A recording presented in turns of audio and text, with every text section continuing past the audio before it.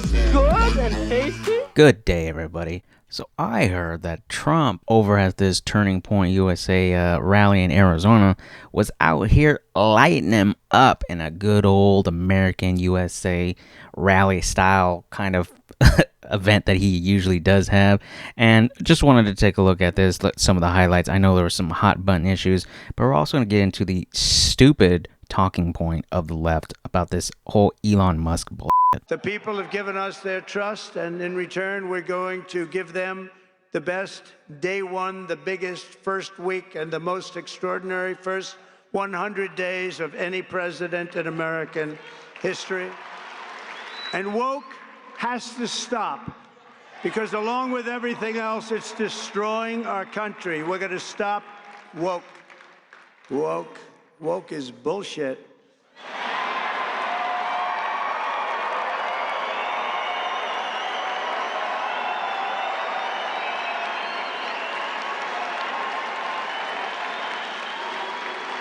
As an example, in addition to the military bases, I understand they want to now rename 14 ships. We want to rename them. Some of these ships have had a great and glorious past. They want to take the name off and put another name down. Oh, I can imagine whose name they're going to put up. Not going to happen with me. It's not happening with me, I can promise you that. The actions I have described today are just a small preview of the common sense revolution, because that's what I call it, a common sense revolution that's coming soon to America, to a theater near you, right? I will direct our military to begin construction of the great Iron Dome missile defense shield, which will be made all in the USA, much of it right here in Arizona. And as Commander-in-Chief, I will restore the proud and historic names of our great military bases like Fort Bragg. We're going to get them back. We're going to cut your taxes, end inflation, slash your prices, raise your wages, and bring thousands of factories roaring back to America and right back here to Arizona. And we're going to build American, we're going to buy American, and we will hire American. I will end the war in Ukraine. I will stop the chaos in the Middle East. And I will prevent, I promise, World War III, and we're very close to World War III. We will crush violent crime. We're going to stop violent crime. We're going to have to be tough. Please get ready. You're going to have to be tough. We can't let this happen. Our cities are crumbling. And give our police the support, protection, resources, and respect they so dearly deserve. We will get critical race theory and transgender insanity the hell out of our schools, and we're going to get it out of our schools very fast. I will defend religious liberty, I will restore free speech, and I will defend the right to keep and bear arms. We will not be conquered. We will be a free and proud nation again, a nation led by competent people, a nation that we can be proud of. We're going to be so proud of our nation. We already are. It's already happened. Remember what I said. There's new light all over the world, not just here. All over the world. Everyone will prosper. Every family will thrive. And every day will be filled with opportunity and hope. And will be filled with a thing called the American dream. You're going to have the American dream back. So nothing new there. Everything he promised along the campaign trail, pretty much everything there. Some funny moments in there too. And Trump's a funny guy. Of course, if you don't have the woke mind virus, you can, enjoy and laugh at some of the comments he made. Specifically, one of those earlier was Elon Musk, but all this stuff is great. Some of the things I didn't even know were going on. I didn't know they were changing military bases or even trying to change some of the Navy ships. That's crazy. But then again, I'm just like you guys, a regular person out here living my life. But yeah, I do think Trump can deliver pretty much on, given the time and opportunity, especially now since he has the House and Senate. I really do think he can fulfill, if not get about 75% of the way, at least on every single thing he mentioned there. So it's going to be a good time. Can't wait to see. January 20th cannot come fast enough to get all of this started. But of course, the left always has to have something to say. And so They dig around and they try to find themselves something to talk about. But here's their new one, and it's a very weak one, very ironic and hypocritical, and quite frankly, just mind-numbing. It's so stupid. The incoming president also giving his take on his relationship with Elon Musk and addressed a persistent talking point among Democrats that Musk is acting and will act as a shadow president. The new one is President Trump has ceded the presidency to Elon Musk. No, that's not happening. But Elon's done an amazing job. Isn't it nice to have smart people that we can rely on? No, he's not going to be president, that I can tell you. And I'm safe. You know why? He can't be. He wasn't born in this country.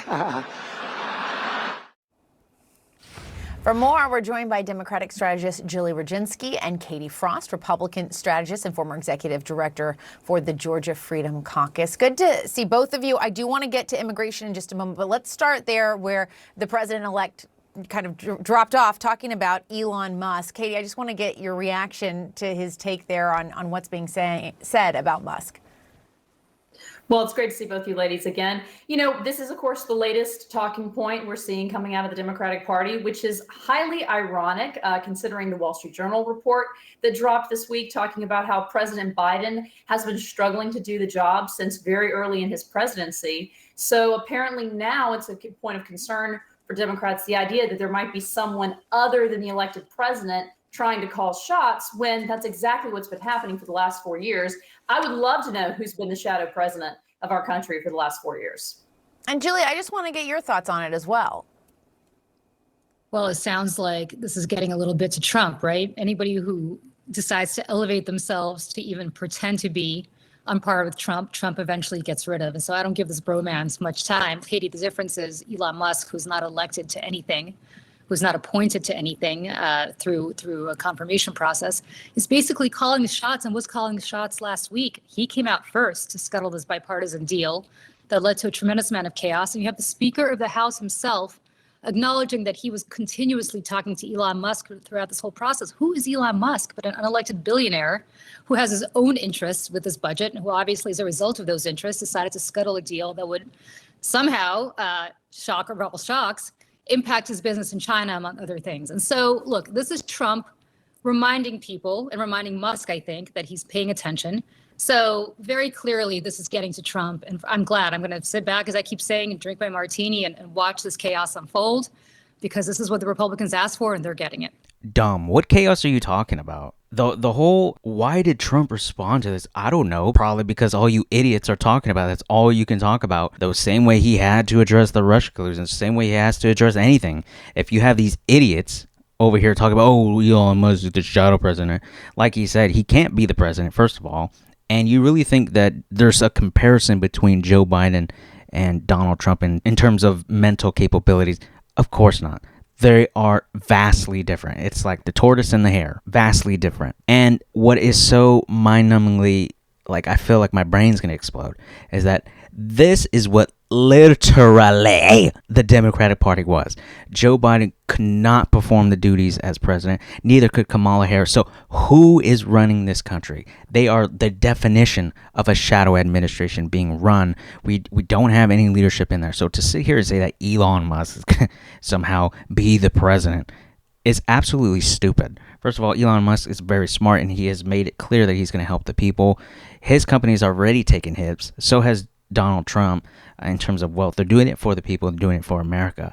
Now, if Elon Musk was able to crash that bill, as she says, that's pretty pathetic from the Senate group, because what are you guys doing over here that you're so easily swayed? See, that's the problem with the government. They're so easily swayed by people with money, right? If the billionaire coming in and just picked up a phone and caused all of these people to not vote on something, isn't that the whole crux of this whole thing, is that money buys these politicians no spine? And at the same time, maybe they're reaching out to him because they're going to be part of Doge, and this is a spending bill, right? So they want to know what BS you guys are putting in this bill before it even gets in there so we can cut it. I'm pretty sure there was a report that came out that said it was about 1,500 pages long, a bunch of crap in there, of course, and then that they were able to cut it down to, I think, a couple hundred. I could be wrong, but that's the whole point, is that they're in here trying to put all this fluff, all this crap that doesn't need to be in there, and we need to actually start working at it from a different point of view, and that different point of view comes from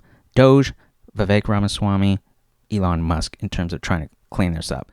Well, I mean, he knows we're talking about it here. It's clearly become a talking point that the Democrats are trying to push. So he's preemptively going to address it. That's the exact same thing Speaker Johnson did with his gaggle with reporters after the bill was passed in Congress. This is something people are asking questions, so they're going to preemptively answer that.